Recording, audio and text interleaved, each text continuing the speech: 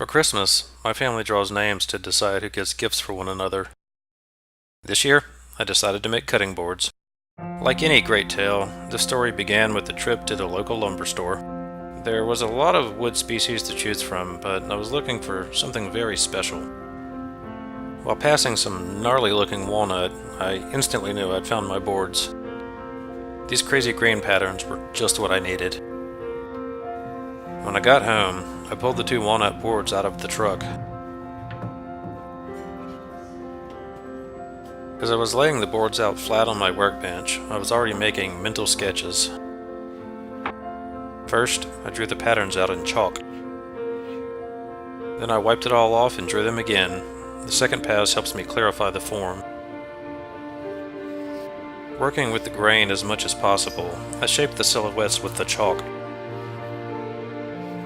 Once I was satisfied with my shapes, I took a step back. It was pretty easy to see the boards already. My first step in the woodworking portion of this project was to break down the boards.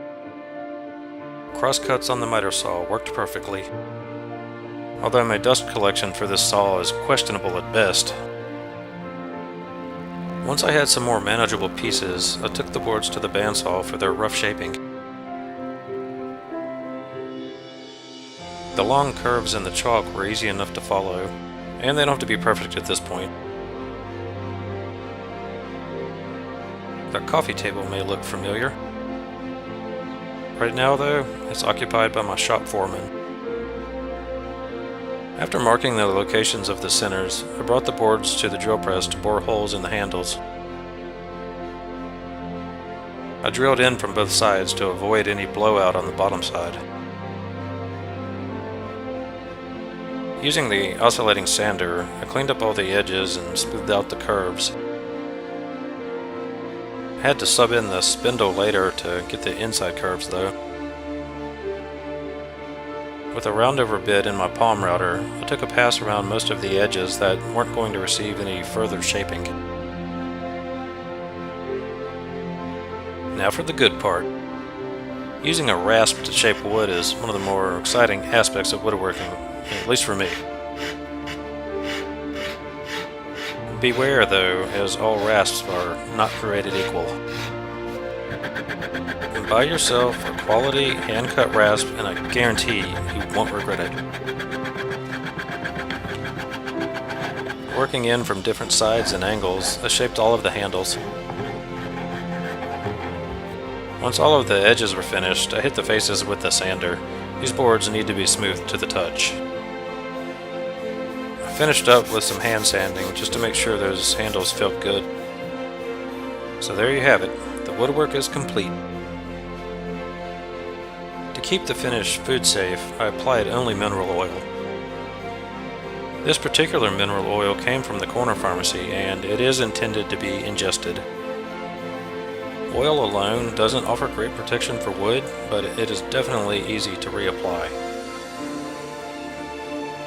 Once the oil had soaked in for a while, I went back and took away the excess. Since these cutting boards were presents, I thought I should make some tags to go along with them. Cut up a thin section of leftover ash. Taking the advice of Chris Schwarz, I bought an ink stamp with my logo on it. These stamps really are a great way to mark your work or really anything else.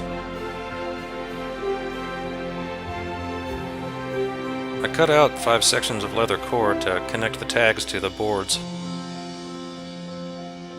As I started running the leather cord through the boards and the tags, I realized just how effective an ink stamp really can be. And I was finally getting that feeling that only comes from a completed project.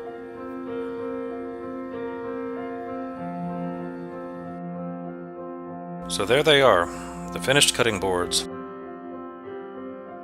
Just in time for Christmas. There was one last thing I had to do, make some pine-scented packing for the boxes. The boxes were loaded up with the pine shaving stuffing, and bubble-wrapped boards, and a set of instructions for the care and feeding of the new cutting boards. I hope you enjoyed the show.